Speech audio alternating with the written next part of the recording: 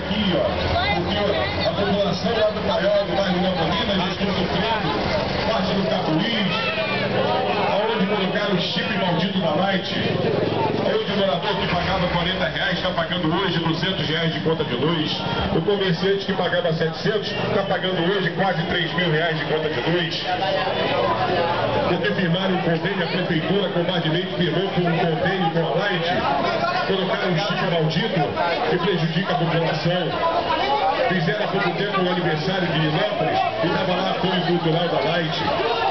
Nos venderam para a Light, mas a Alessandro Calazans vai cancelar esse convênio da prefeitura com a Light, vai acabar e esse chip maldito não vai chegar até nós.